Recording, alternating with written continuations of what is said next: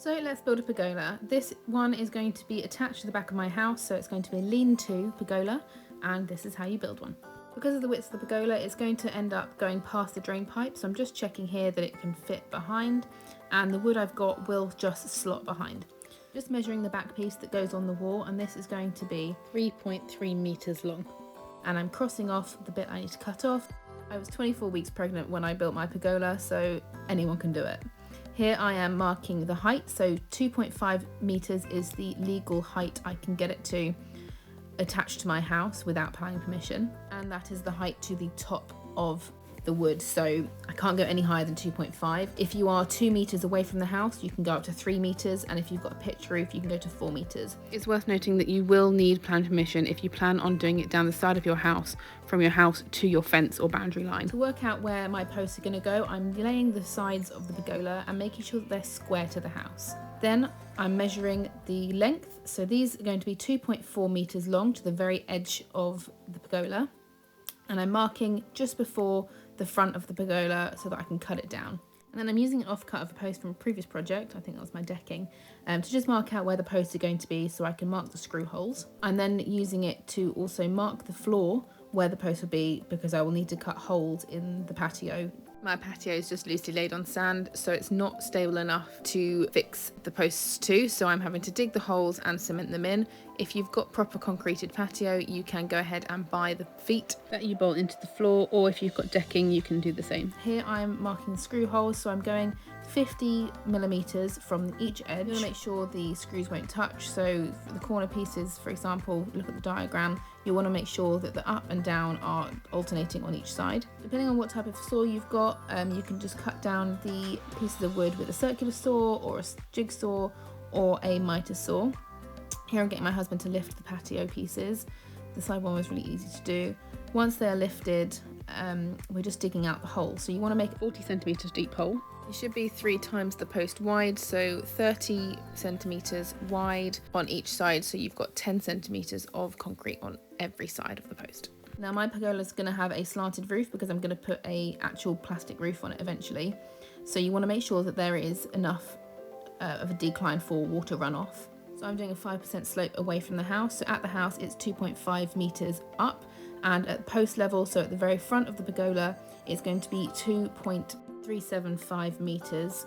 So the post needs to be 277.5. Once you've finished digging out the hole, you may need to get your arms in there. Check that it's 40 centimeters deep. Like with my decking, you can go a little bit deeper and put a breeze block in the bottom just to add to the strength, but you can just mix up a bit of postcrete before you put the post in. So here I'm just squaring off again just to make sure that the post will be in the right place. So I'm just laying out the frame so I can just double check everything. Obviously the hole is a bit far over, but it's fine, the post will still fit in there. The 2 screws will go in from the side. I'm going to use 100mm M6 Torx screws, and I've just marked the 40 centimeters that these need to be buried in so that we know the level of which to bury them, and then the top should be about there, so we'll see if that actually works out correctly. So for the ends, anything that you cut, you want to protect with timber cut end preserver. This stops the wood from rotting. So especially the bit that's going to be buried in the ground, you want to make sure that you've absolutely lapped it in this stuff. I actually did cover the full 40 centimeters just to be sure. You want to grab some postcrete mix and just chuck it in the hole.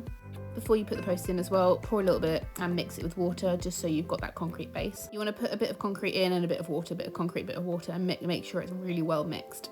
Using a long spirit level, you want to make sure that the post is plumb on both sides. Use a bit of wood or a trowel to mix the water in, so you want to just get it to a lumpy wet consistency.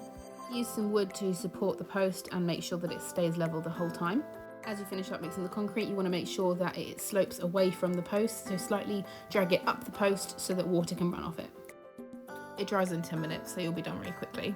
Once again, anything I've cut, I've used the cut end preserver on. Anything I've cut or drilled. Because I'm using M6 screws, I'm using a 6mm drill bit just to pre-drill the holes every 30 centimeters along the back piece that's going on the wall, and then pilot holing the bits that are going to go into the post as well.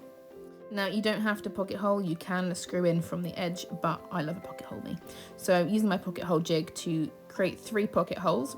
These are going to go on the back wall piece of wood, and they're going to connect to the side piece, and it's a super strong hold. Here again, I've got my torque screw bit, which is 100mm by, it's an M6, and then I'm going to use a washer on the other side to create the gap. But going by the line I drew on the wall earlier, making sure that I'm not going to go into any mortar because it will be very loose, using some standard masonry wall bits, making sure that they are the same size as the screws I'm using. So 7mm masonry bit you want to use with these ones. So we're now just putting the piece of wood up onto the wall and using the drill to drill through those same holes and just mark the wall where the screws need to go in. Then moved it out the way and drilled the holes properly. We're using some spacers as well, so some washers behind the screws just to give an extra bit of expansion space. Here you can see them between the wall and the wood, again preventing rot, and just screwed it up in place. Here I'm adding the front piece and I've clamped the side piece, as you can see, so it's not on properly yet. So I'm just drilling the front piece in at the 237.5 height, so I'll need to trim it off the top. If you don't own a pair of clamps, honestly get some because they are just an extra pair of hands. They're great. Obviously, because the front is lower than the back, I just want to do the front first so that the side pieces, I'll need to cut them at an angle. So now onto the side pieces. I have cut these at a slight angle. I guess it would have been about 5 degrees. I did cut these a bit short because I cut them earlier rather than waiting till the front piece was on, like I said.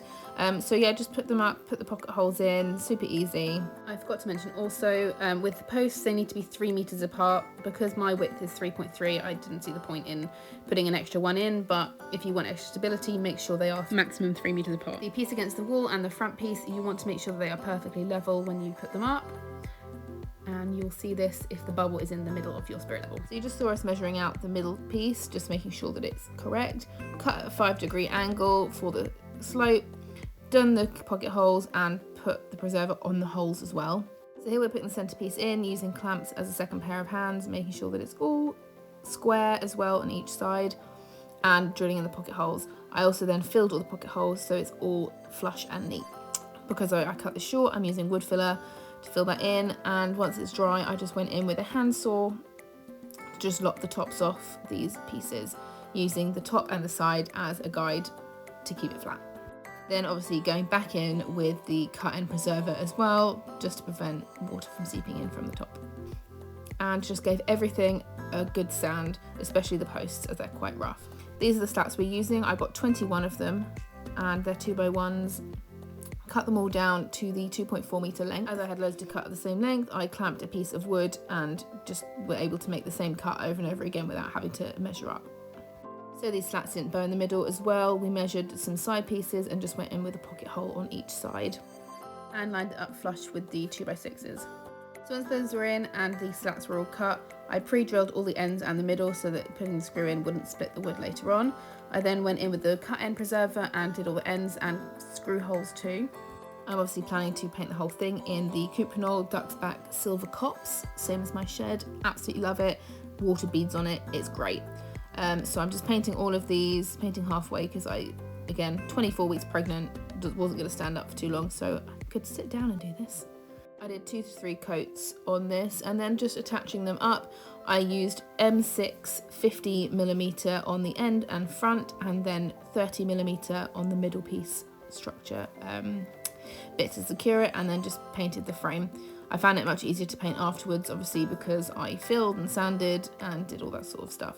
With the slats already painted though, it made the job much easier. Now I don't remember how far apart I put the slats. I think it was about 15 centimeters. But essentially I just took 21, divided it by the width, making sure that there was a piece on either end. But yeah, this is the final result. It's all painted.